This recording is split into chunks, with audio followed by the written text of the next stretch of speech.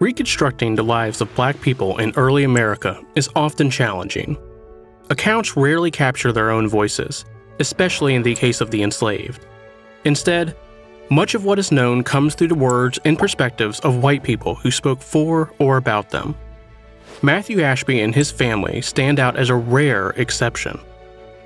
The Ashby family lived in 18th century Williamsburg, a diverse but unequal community, made up of gentry, tradespeople, indentured servants, indigenous peoples, and free and enslaved African and African descendant people. The town's population was almost evenly divided between white and Black people. The majority of Williamsburg's Black population were enslaved. In 1727, Matthew Ashby entered a documentary record with a single line in tavern owner James Shield's probate record. The inventory of his property included Mary Ashby and her two sons, John and Matthew. The entry indicates that Mary was an indentured white woman in a Shield's household, and that her two young sons were likely born in the early 1720s. All that is known about their father is that he was either African or of African descent. We do not know about their home life or what the relationship between Mary and their father looked like. The law, however, gives us limited knowledge of their early life. The Virginia 1705 slave laws covered a wide array of matters, including interracial relationships. In order to discourage such unions, the law mandated that any children born of them be placed into indentured service until they were 31 years old. Though not enslaved, Matthew and his brother nonetheless spent a significant portion of their lives not free.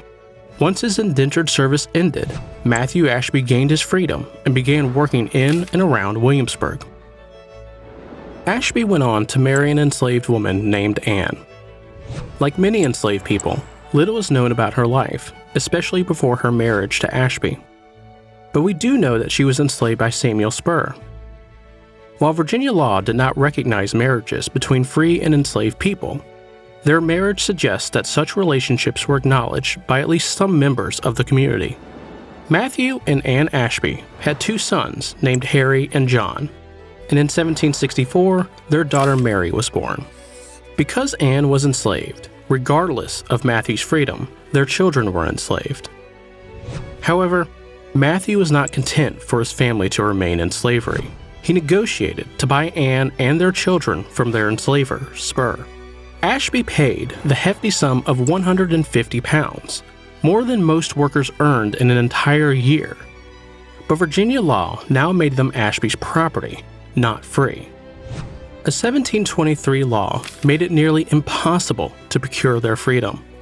It banned private manumission, the legal act of freeing an enslaved individual, unless they had performed an act of meritorious service, judged by the governor and council. In just over 50 years following the passage of this law, records indicate less than 24 enslaved people were legally manumitted through this process. Even though Ashby bought his wife and children from their enslaver, he still needed official permission to free them. The Williamsburg Bray School records show that the Ashby children had access to something many children did not: an education. Although created mostly for enslaved children, a small number of free Black children also attended. While at the Bray School, they would have been taught about Christianity and learned to read. Girls may have learned practical skills like needlework. A student list from November of 1765 shows John and Harry as students. 4 years later, a February 1769 list only showed John and Mary as students. The student lists also give us small clues as to how the Ashby family was seen by the community around them. The 1769 list noted that John and Mary were free, even though, according to Virginia law, they were enslaved. Mary was even listed as a free mulatta when her birth was registered at Bruton Parish Church. After Matthew purchased his family members, those around them seemed to have considered all the Ashbys to be free, not just Matthew. This community understanding was starkly at odds with both the law and the experience of most enslaved people. But it illustrates the unique gray area the Ashby family occupied in colonial Williamsburg. In November 1769, Ashby took a bold step. Sick, and likely fearing his death would come soon, he petitioned Virginia's governor and the council for his family's freedom.